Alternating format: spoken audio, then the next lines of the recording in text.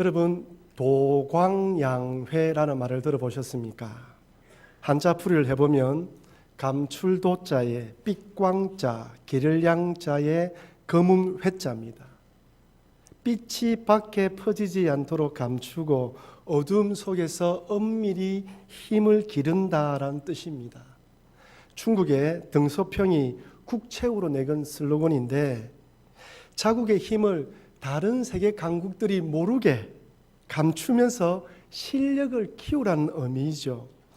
그 일례로 2013년에 우크라이나에서 70% 공정률을 가지고 있었던 배가 있었는데 재정난으로 중단되었습니다.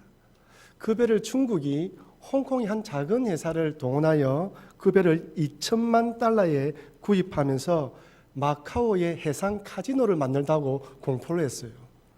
그런데 그 이후에 이 배가 카지노가 아니라 중국 최초의 항공모함 랴오닝이 되었다고 합니다. 이 항공모함 보고 세계가 깜짝 놀랐어요. 중국이 항공모함을 만들 기술이 있었구나. 때를 기다리며 힘을 기른 중국의 한예라 할 수 있습니다. 도광양회, 참 깊은 뜻이 포함되어 있는 사자성어입니다. 근데 여러분, 한번 생각해 보십시오. 과연 빛을 감출 수 있을까요? 빛이 아무리 약하더라도 어둠을 밝힙니다.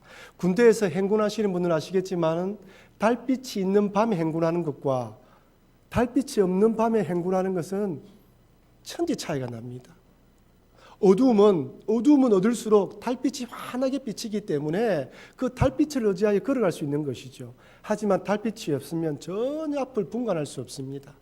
군인들은 밤에 훈련할 때는 얼굴에 위장크림을 바릅니다. 우리가 생각에는 얼굴빛이 얼마나 빛날까 생각하지만 어두운 밤에는 이 작은 빛마저도 위치가 노출되기 때문에 위장크림을 바르는 것이죠. 빛을 감출 수가 없습니다. 여러분, 냄새는 어떻습니까? 냄새는 숨기고 감춘다고 냄새가 숨겨집니까? 감춰집니까? 절대 그럴 수 없습니다. 여러분, 혹시 두리안이라는 과일을 먹어보셨습니까? 냄새가 고약하죠. 어떤 분은 양파 썩은 냄새가 난다, 화장실 냄새가 난다고 질색을 합니다. 하지만 그 맛을 한번 들인 사람은 그 맛을 잊지 못한다고 해요. 그래서 태국에서는 이 두리안을 악마의 과일이라고 부른다고 합니다. 냄새는 독한데 맛은 있다고 하는 것이죠. 싱가포르에서는 이 두리안을 들고 지하철을 타다가 들키면 벌금을 문다고 합니다. 호주 멜번의 한 대학에서는 이 썩은 두리안 냄새 때문에 가스가 누출된 것으로 생각하고 교직원과 직원들 600명이 대피하는 소동이 벌어졌다고 합니다. 저도 이 두리안 한번 먹어봤는데 과일채 사서 직접 까서 먹은 것이 아니라 이렇게 속 내용만 포장되어 파는 것이 있거든요. 그것을 먹어보니까 그렇게 냄새가 많이 나지 않았습니다. 그렇다고 쓱 맛이 좋다는 생각도 들지는 않았습니다. 빛이나 냄새를 감출 수 없는 것처럼 여러분, 복음의 능력도 감출 수가 없습니다. 한번 예수 그리스도로 구원에 밝혀진 이 복음의 등불은 예수님이 부활 승천하신 이후부터 지금까지 수많은 독재자들과 악한 폭군들이 이 복음의 불빛을 감추고 끌려고 애를 썼지만은 지금도 여전히 그 불빛은 환히 밝혀져 있습니다. 오늘 말씀 누가복음 8장 16절 말씀 우리 같이 한번 소리내서 읽어보겠습니다. 누가든지 등불을 켜서 그릇으로 덮거나 평상 아래에 두지 아니하고 등경 위에 두나니 이는 들어가는 자들로 그 빛을 보게 하려 함이라. 아멘. 이것은 누구나 상식적인 일입니다. 등불을 켜는 이유는 밝혀서 사람들이 잘 보도록 하기 위함입니다. 어느 누구도 등불을 켜서 그릇으로 덮든지, 여기 평상이라고 되어 있는 헬라어 뜻은 침대를 말합니다. 침대 밑에 두지 않는다는 것이죠. 밝히는 것이죠. 불을 밝혀서 들어온 자들로 잘 보게 하려고 하는 의도입니다. 불을 밝혀서 들어온 자를 잘 보게 하는 것처럼 하나님께서도 구원의 등불을 환히 켰습니다. 영적으로 어두운 세상 가운데 어디로 가야 할지, 무엇을 해야 될지, 인생의 목적이 무엇인지 알지 못하고 방황하는 인생들에게 여기가 진리가 있다라는 것을 밝혀 보여주기 위해서 모든 사람들이 볼 수 있도록 환히 밝힌 것이죠. 마치 비바람이 몰아치는 어두운 산속에 조난당한 사람이 산장의 작은 불빛을 보고 찾아와서 구원받는 것처럼 그 복음의 불빛을 환히 밝혀서 방황하는 자들은 누구든지 와서 진리 안에, 구원 안에 쉼을 누리라는 것입니다. 복음 안에서 참된 안식과 쉼을 누리라는 것이죠. 저는 이 말씀을 묵상하면서 지난 주일 새벽에 살펴보았던 시편 68편 말씀이 떠올랐습니다. 시편 68편 19절에 이 말씀이 있습니다. 우리 같이 한번 읽어볼까요? 날마다 우리 짐을 지시는 주 곧 우리의 구원이신 하나님을 찬송할지로다. 아멘. 우리 하나님은 날마다 우리 짐을 지시는 하나님을 믿으시길 바랍니다. 사실 저는 이 말씀을 가지고 2017년 한 해를 새벽마다 이 말씀으로 기도했습니다. 날마다 우리 짐을 지시는 하나님, 우리의 짐들을 함께 져주십시오. 우리의 교회의 짐도 져주시고 우리 성도들의 짐도 져주셔서 하나님으로 힘을 얻었다는 간증거리가 각 가정에서 퍼져나오게 해달라고 매일 빠지지 않고 기도했습니다. 여러분, 우리 인생은 무거운 짐을 가지고 가는 자들입니다. 여러분, 인생의 짐은 다른 사람과 비교할 수 없습니다. 내가 지고 있는 인생의 짐이 가장 무거운 것이에요. 그리고 우리가 알고 있는 다윗을 한번 보십시오. 이 시편은 다윗이 지은 시인데 위대한 성군이고 믿음의 사람이었지만 그의 인생은 그렇지 않습니다. 사울 왕에 쫓겨서 10년이라는 세월을 도망다녔고 또한 아들 압살롬과 아도니아의 반란을 겪었으며 암논과 압살롬 이 두 아들이 죽는 것을 보았고 자기 손을 묻었습니다. 정말 말로 할 수 없는 슬픔과 참 역병의 짐을 지고 갔던 것이죠. 다윗만 그렇습니까? 우리도 마찬가지입니다. 다윗의 짐과 비교할 수 없지만 우리 청년들은 청년대로, 또 우리 아버지와 어머니 세대들은 또 아버지와 어머니 세대대로의 인생을 짐을 가고 있는 거예요. 때로는 말할 수가 없어요. 말을 한다고 이해할 수도 없습니다. 다들 힘든 마음을 가지고 인생의 짐을 가는 것이죠. 그런데 이 짐을 우리 주님께서 하시고 함께 져주신다고 말씀하십니다. 예수님께서는 마태복음에서 또 이렇게 말씀합니다. 마태복음 11장 28절 29절 말씀 같이 읽어볼까요? 수고하고 무거운 짐진 자들아 다 내게로 오라. 내가 너희를 쉬게 하리라. 나는 마음이 온유하고 겸손하니 나의 멍에를 메고 내게 배우라. 그리하면 너희 마음이 쉼을 얻으리니. 아멘. 예수님을 통해서 환하게 밝혀진 복음의 등불, 구원의 빛 안에서 날마다 수고하고 무거운 짐을 지고 가는 우리들에게 와서 우리 주님이 져주시는 그 멍에 함께 메어서 같이 가라고 말씀하는 거예요. 여러분, 근데 오해하지 마십시오. 이 말씀은 우리 주님이 내 짐을 대신 지고 간다는 말이 아닙니다. 함께 지고 간다는 거예요. 함께 들고 가주신다는 말입니다. 주님께로 오라는 것이죠. 혹시 여러분들 가운데에 이런저런 인생의 큰 무거운 짐을 가지고 힘들어하는 분이 있다면 우리 주님 바라보시면서 우리 주님께 기도하시면서 달려나아가시는 여러분과 제가 되길 주의 이름으로 축원합니다. 그런데 문제는 이 말씀을 듣고 있는 제자들은 예수님을 통해 시작된 이 복음의 등불, 구원의 등불이 어떤 의미이며 예수님이 정확하게 어떤 분이고 하나님의 구원 계획이 무엇인지 정확하게 알지 못하는 것이죠. 아마 예수님께서 구체적으로 말씀해 주지 않아서 모를 수도 있습니다. 하지만 알려줘도 무슨 뜻인지 이해하지 못했습니다. 그래서 예수님께서는 누가복음 8장 17절에서 이렇게 말씀합니다. 숨은 것이 장차 드러나지 아니할 것이 없고 감추인 것이 장차 알려지고 나타나지 않을 것이 없느니라. 아멘. 숨은 것, 감추어진 것이 장차 다 드러난다고 말씀합니다. 여기에는 두 가지 뜻이 있습니다. 첫 번째로 복음의 비밀은 때가 되면 반드시 드러난다는 뜻이지요. 반드시 드러납니다. 앞서 말씀드렸다시피 이 씨 뿌리는 비유를 듣고 있는 무리들과 또한 제자들은 지금 예수님이 구체적으로 어떤 분인지 정확하게 알지 못합니다. 분명 나사렛 목수의 아들인데 능력과 이적을 행하고 또한 권위 있는 말씀을 선포합니다. 병자가 치료되어지고 귀신이 쫓겨나갑니다. 어떤 사람들은 엘리야다, 또 어떤 사람들은 예레미야 선지자다고 말을 하고 있지만 어느 누구도 확신하게 알지 못했습니다. 미스테리한 분이죠. 베일에 감춰져 있습니다. 숨겨져 있습니다. 하나님의 구원 계획도 마찬가지입니다. 하나님께서 어떻게 예수님을 통하여 인류를 구원할지 아무도 알지 못했습니다. 그런데 그 비밀이 밝혀질 때가 있습니다. 언제입니까? 예수님께서 십자가에 달려 돌아가시고 부활하시고 성천하신 이후에 오순절날 성령이 강림하시면 그 비밀들이 다 알게 되는 거예요. 왜 예수님께서 십자가에 달려 돌아가셨는지, 왜 이 땅에 육신의 몸을 입고 오셨는지, 하나님의 구원 계획이 무엇인지 다 알게 되는 것입니다. 그래서 예수님께서는 이 말씀을 하시면서 제자들에게 지금은 알지 못하지만 장차 알려질 때를 바라보며 어떻게 하라고요? 인내하라고 말씀하시는 것입니다. 이것은 우리들도 마찬가지입니다. 우리들도 제자들처럼 하나님의 뜻과 섭리에 대해서는 다 알 수 없습니다. 물론 제자들보다 이렇게 밝혀진 구원의 비밀에 대해서 알고 있지만 예수님이 언제 이 땅에 오실지 아무도 모릅니다. 내 인생 가운데에 왜 그런 불행이 찾아왔는지 그 뜻을 아는 사람들은 많지가 않습니다. 이해되지 않는 일들이 너무 많이 일어나는 거예요. 우리는 하나님의 모든 계획을 다 알 수 없습니다.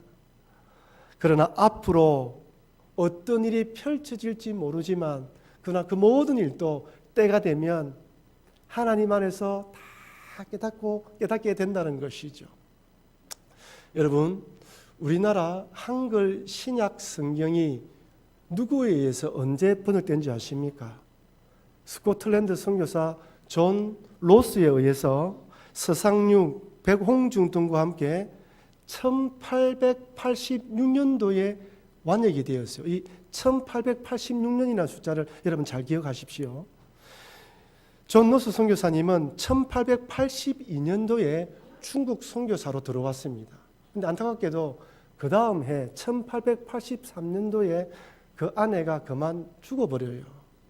큰 슬픔에 빠져 있다가 17년 전에 조선 땅에 들어왔던 토마스 선교사가 복음도 전하지 못하고 이렇게 죽었다는 소식을 듣고 조선에 대한 마음을 가지게 되었어요. 그래서 중국에서 압록강 근처까지 내려와서 조선인들을 만나면서 성경을 번역하기 시작했고 그 성경이 1886년도에 완역이 되었습니다. 일단 한 가지 물어보겠습니다. 우리나라의 최초의 선교사가 들어온 해가 몇 년도입니까? 1885년도예요. 아펜젤러와 언더우드 선교사가 성경이 완역되기 전, 즉 성경이 번역되고 있을 즈음에 하나님께서는 두 선교사를 우리나라에 보내었습니다. 그리고 들어온 선교사님들이 완역되어진 성경을 가지고 복음을 전한 거예요. 그렇다면 존 로스 선교사님이 이렇게 하나님이 자신을 이런 방법으로 사용할 줄 알았을까요? 몰랐을 것입니다. 천국에 들어가서야 그래서 하나님이 이렇게 나를 사용했구나라는 것을 깨달았을 것입니다. 동일합니다. 여러분 인생 앞에 펼쳐진 문제들, 우리 교회 앞에 펼쳐진 일들 지금은 알지 못하지만은 그때가 되면 장차 숨겨진 것이 드러나고 감춰진 것이 밝혀지는 거예요. 그때까지 우리는 인내하며 하나님을 바라보며 기다려야 되는 것입니다. 그것이 성도에게 주어진 하나님의 뜻인 것이죠. 이것이 첫 번째 뜻입니다.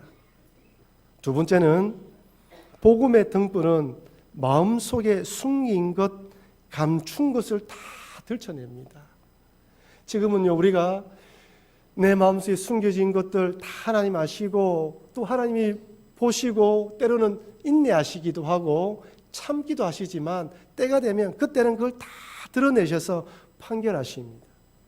지난주 살펴보았던 씨 뿌리는 비유처럼 길가에 뿌려진 길가와 같은 마음밭을 가진 완악한 마음, 굳어진 마음을 가진 사람들, 말씀을 듣고 한때는 기뻐했으나 시련을 견디지 못하고 배반한 사람들, 말씀을 듣고 신앙생활을 하면서 염려와 물질과 향락에 빠져서 이러지도 못하고 저러지도 못하고 있는 그 신앙들, 반면에 착하고 좋은 마음으로 주신 말씀을 가지고 지키고 인내하여 100배의 수확을 거둔 사람들, 마지막 때가 되면 주님께서는 그들이 한 행위, 그들이 받아들인 그 신앙의 행위대로 판결하는 거예요. 그래서 지옥에 갈 자는 지옥에 보내시고, 책망할 사람은 책망하시고, 칭찬할 사람은 다 칭찬해 주는 것입니다. 그때는 다 드러나게 되는 것이죠. 그래서 주님은 오늘 본문에서 어떻게 들을까 스스로 삼가라고 말씀합니다. 누가복음 8장 18절 말씀 같이 읽어보겠습니다. 그러므로 너희가 어떻게 들을까 스스로 삼가라. 누구든지 있는 자는 받겠고 없는 자는 그 있는 줄로 아는 것까지도 빼앗기리라 하시니라. 네.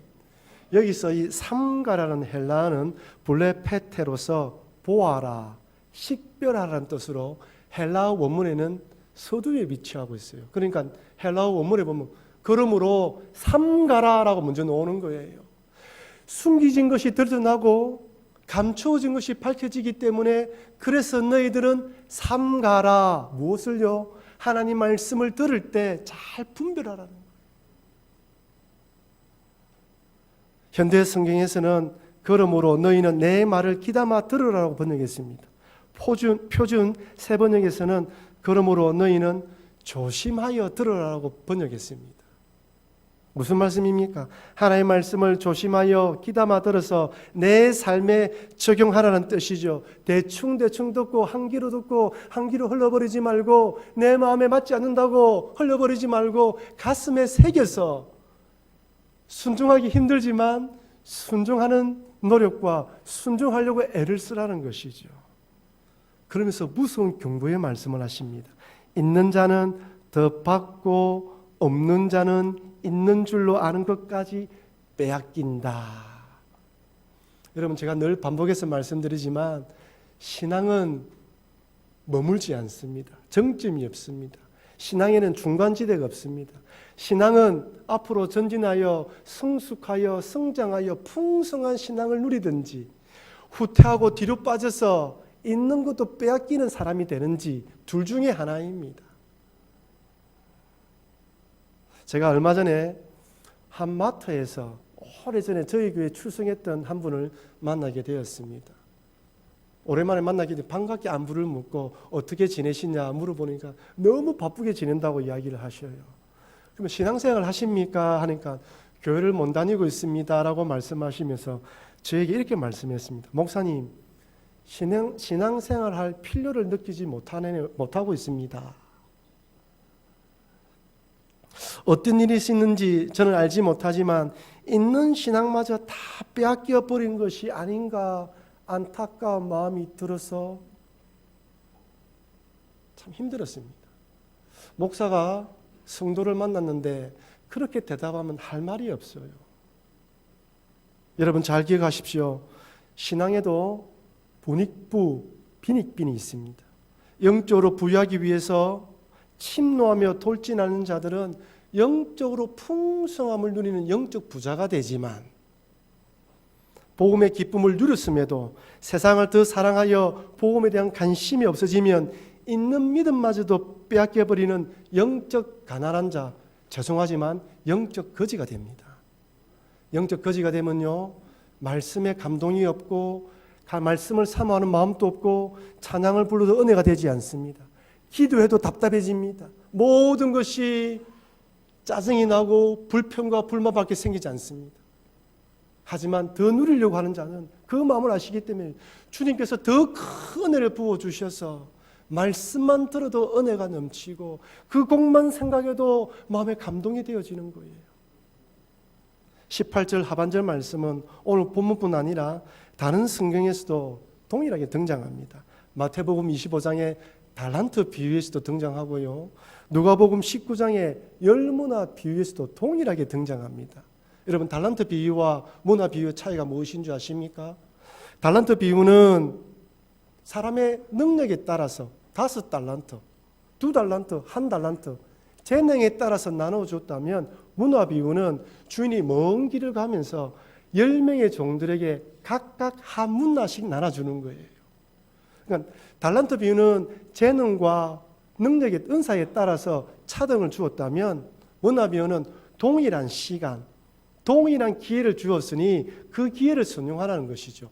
달란트 비유와 문화 비유를 연합해서 연결해서 설명한다면 각자 여러분들에게 주어진 은사와 재능과 직분은 다르지만 그러나 24시간 365일이라는 시간을 동일하게 주었으니 맡겨진 봉사의 직분과 사명에 따라 충성하라는 뜻입니다. 여러분, 맡겨졌다는 것은 나중에 결산할 때가 있다는 것이죠. 반드시 묻습니다. 저는 목사로서, 우리 장로님들은 장로님으로서, 장로집사님들은 장로집사님으로서, 근사님들은 근사님으로서 각자의 맡겨진 직분과 봉사의 직분을 반드시 묻습니다.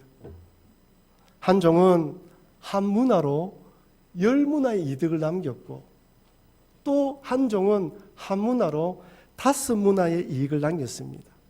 그런데 한 종은 주인으로 받은 한 문화를 수군에 사두었던 거예요.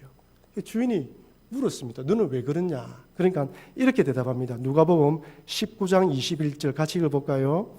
이는 당신이 엄한 사람인 것을 내가 무서워함이라.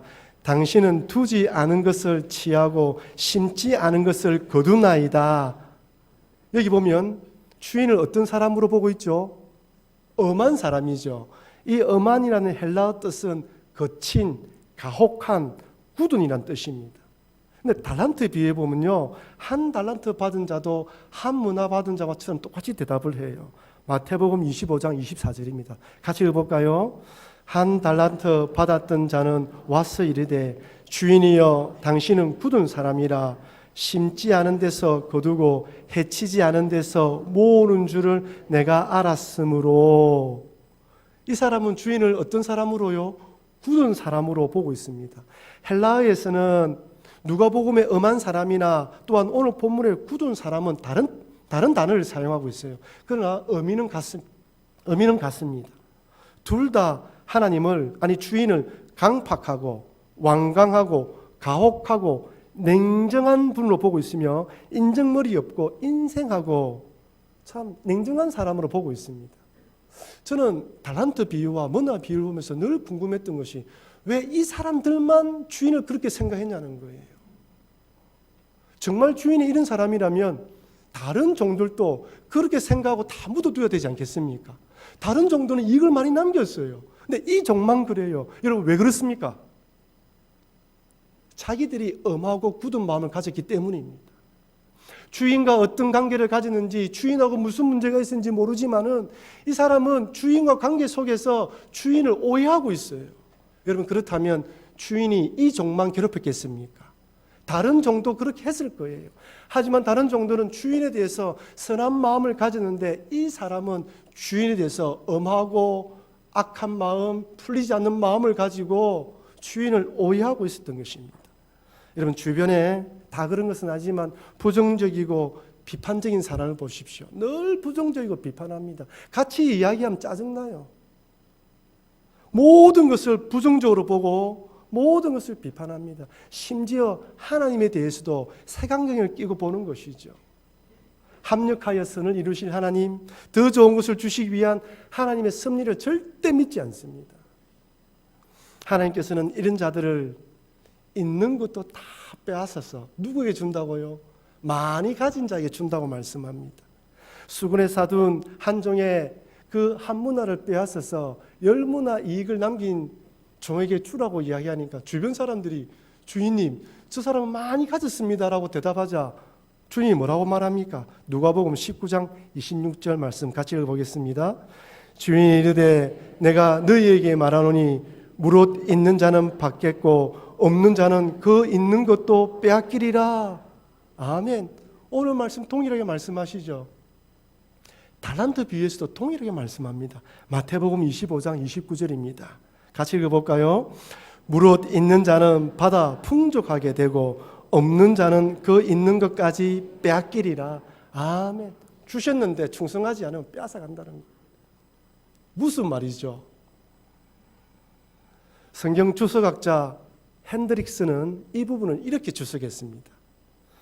하나님께서 주신 은사와 재능을 가지고 그에게 부여된 봉사의 기회를 놓치지 않고 열심히 활용하는 사람은 그렇게 함으로써 지속적으로 그의 은혜가 넘쳐나며 그의 심령이 부유해질 것이지만, 반대로 하나님이 주신 은사와 재능을 가지고 그에게 주어진 봉사의 기회를 하찮은 것이라고 무시하며 활용하지 않는 사람은 날이 갈수록 그 은사를 상실해가며 더 이상 영적인 일을 할 수 없는 사람으로 전락해 간다.